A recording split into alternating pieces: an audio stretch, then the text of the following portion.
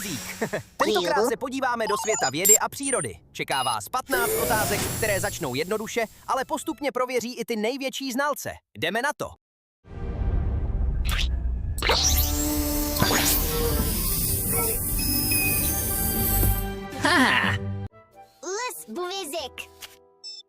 Jaký je největší savec na světě? Slon africký, žralok obrovský, plejtvák obrovský nebo kosatka dravá?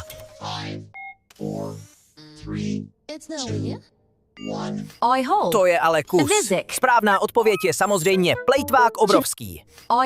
Která planeta je známá svými výraznými prstenci? Jupiter, Saturn, Uran nebo Neptun?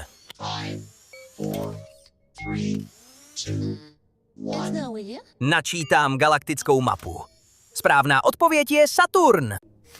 Jaký je chemický vzorec vody? CO2, H2O, O2 nebo NaCl?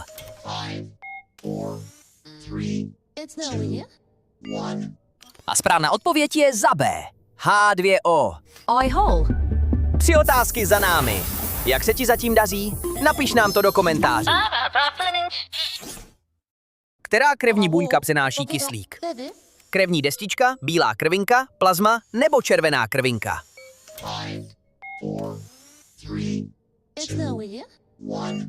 Analýza krve dokončena. Kyslík přenáší červené krvinky.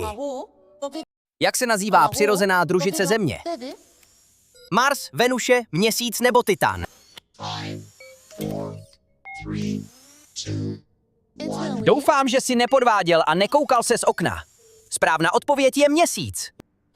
Který plyn rostliny přijímají při fotosyntéze? Kyslík, dusík, vodík nebo oxid uhličitý?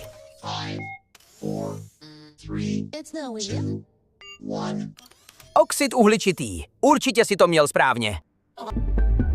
Jestli se ti tohle video líbí, tak nezapomeň dát like a odběr.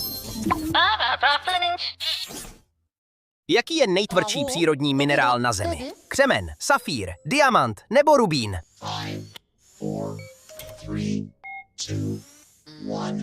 Každý, kdo někdy hrál Minecraft, tak velmi dobře ví, že je to za C. Diamant. Která část oka reguluje množství světla dopadajícího na sítnici?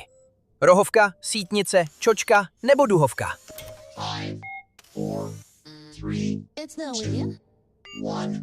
Skenuji lidské oko. Správná odpověď je duhovka. Jak se nazývá síla, která přitahuje tělesa k Zemi? Magnetismus, tření, odstředivá síla nebo gravitace?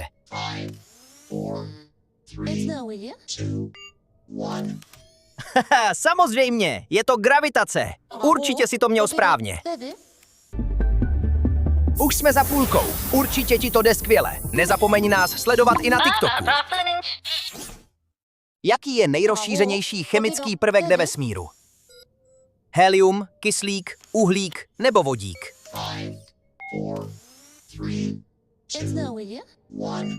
Zkoumám vesmír. Správná odpověď je vodík. Výborně. Jak se nazývá proces dělení tělních buněk? Meióza, replikace, translace nebo mitóza?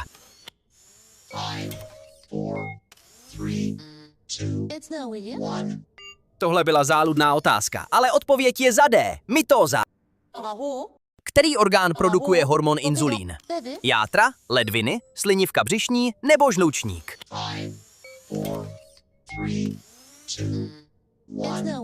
Určitě si to uhádl správně. Ano, je to slinivka břišní. Už jsme skoro na konci. Nevzdávej to. Za chvíli se dozvíš, jak jsi byl úspěšný. Jaká je přibližná rychlost světla ve vakuu? 30 000 km za sekundu, 150 000 km za sekundu, 300 000 km za sekundu nebo 3 miliony km za sekundu?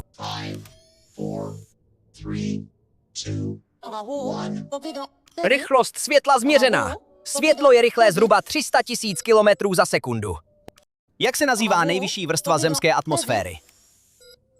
Troposféra, stratosféra, mezosféra nebo exosféra?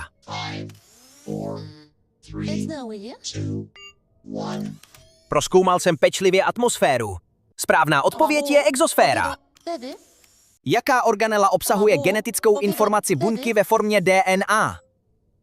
Mitochondrie, ribozom, Golgiho aparát nebo buněčné jádro? It's no here. 3, 2, 1. Buňka prozkoumána. Správná odpověď je buněčné jádro. Správně. A je hotovo. Výzva právě skončila. Doufám, že jste si ji užili. Teď je čas zjistit, jak jste dopadli. Získali jste 0 až 3 body? Každý někdy začínal. Hlavní je nevzdávat se. Zkuste další kvíz a uvidíte, že příště budete zase o něco lepší. Máte 4 až 7 bodů. Skvělá práce. Vaše zvědavost vás posouvá kupředu. Stačí pár dalších výzev a můžete se stát opravdovým expertem. Získali jste 8 až 11 bodů. Výborně. Vaše znalosti jsou opravdu na vysoké úrovni. Jen kousek vás dělí od titulu mistra. Máte 12 až 14 bodů. To je fantastický výkon. Patříte mezi nejlepší hráče Quizika. Jste jen jediný krok od legendárního výsledku. Neuvěřitelné. Získali jste 15 z 15 bodů. Stáváte se legendou Quizika. Tohle zvládne jen opravdu malé množství hráčů. Obrovská gratulace. Teď mi napište do komentářů, kolik bodů jste získali. Jestli se vám dnešní výzva líbila, nezapomeňte dát odběr, ať vám neuteče další kvíz. Já jsem Kvizik a už se těším na naši příští společnou výzvu. Tak zase brzy.